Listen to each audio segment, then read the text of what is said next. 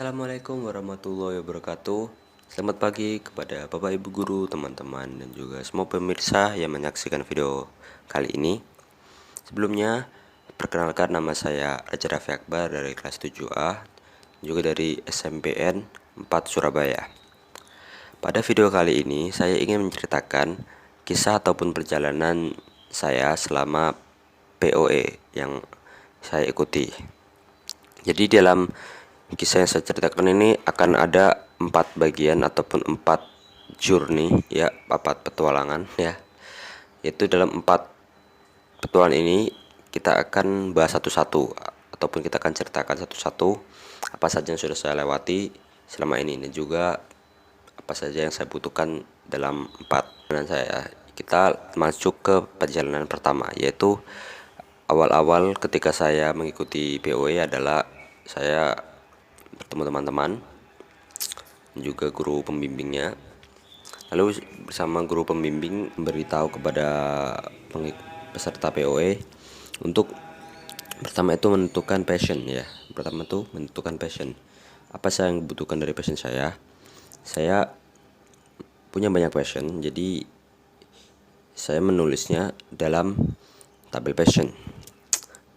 Dalam tabel passion saya memiliki 7 passion, yaitu banyak sekali mungkin ya seperti ini. Setelah 7 passion sudah saya tulis, saya seleksi nih ataupun saya ambil satu passion yang paling saya sukai ya, ataupun yang paling saya kerjakan lah, ataupun dikatakan yang paling menonjol. Nah, yang paling menonjol dari passion saya yaitu editing foto. Dalam editing foto saya ambil itu sebagai pegangan saya selama POE. Setelah menentukan passion, kita melanjutkan ke perjalanan kedua ataupun stage 2 ya. Di perjalanan kedua kali ini kita akan masuk ke target eksplorasi. Pada target eksplorasi kita akan mengeksplor ataupun kita akan mendalami apa passion yang sudah kita ambil atau passion yang sudah kita miliki. Setelah mendalami passion, kita akan menemukan bahwa apa yang kita sudah ambil mungkin itu harus berguna untuk semua orang. Jadi tidak asal kita punya passion ini kita gunakan. Jadi harus bisa berguna untuk orang lain juga. Setelah sudah mengembangkan target eksplorasi, kita lanjut ke passion yang ketiga. Kita lanjut ke stage yang ketiga ya maksudnya, yaitu membuat planning. Dalam membuat planning ini harus benar-benar teliti ataupun harus benar-benar ditulis secara rinci, diperjelas dan juga benar-benar detail. Dalam planning saya banyak sekali apa-apa yang saya tuliskan, mulai dari latar belakang, itu habis itu target pasar, target eksekusi, manfaat, alat bahan dan juga cara-caranya. Jadi selama planning itu benar-benar membuat saya seperti benar-benar mengerjakan sebuah proyek yang itu harus bisa saya jadikan barang yang nyata, bukan hanya di pikiran saya, bukan hanya di pikiran kalian, dan bukan hanya angan-angan saya saja. Setelah membuat ya sedikitnya planning, kita lanjut ke stage terakhir ataupun doing ya, atau stage kelima yaitu doing ya. Dalam tahap doing ini akan terbagi jadi dua bagian. Di bagian pertama yaitu kita akan membuat sebuah prototype. Nah, di prototype ini adalah sebuah bahan yang sudah kita rencanakan di stage ketiga, ataupun di petualangan di journey 3 ya. Di stage ketiga ini kita akan benar-benar membuat barang yang sudah kita tuliskan ataupun sudah kita ceritakan di planning menjadi barang yang nyata. Jadi barang yang nyata itu akan kita jadikan barang untuk pegangan kita selama POE. Setelah saya membuat prototype, saya sudah menampilkan foto-foto yang ada di media sosial saya. Kalian bisa cek nanti seperti ini ya, bisa dilihat, yaitu foto-foto tentang bagaimana cara menjaga kesehatan selama masa pandemi, juga bagaimana cara menjaga protokol kesehatan di mana saja, kapan saja, dan bagaimana saja. Lalu setelah membuat prototype, kita akan lanjut ke bagian yang kedua. Tadi kan bagian pertama nih. Sekarang kita lanjut ke bagian kedua. Bagian kedua yaitu adalah kita membuat sebuah feedback ataupun respon nih. Bagaimana nih respon masyarakat, respon dari teman-teman, dari guru, dari orang tua, dan juga dari keluarga. Itu saya membuat sebuah tabel form. Ya, tabel form yang mana itu akan dapat diisi oleh semua orang yang dapat membuka form ini.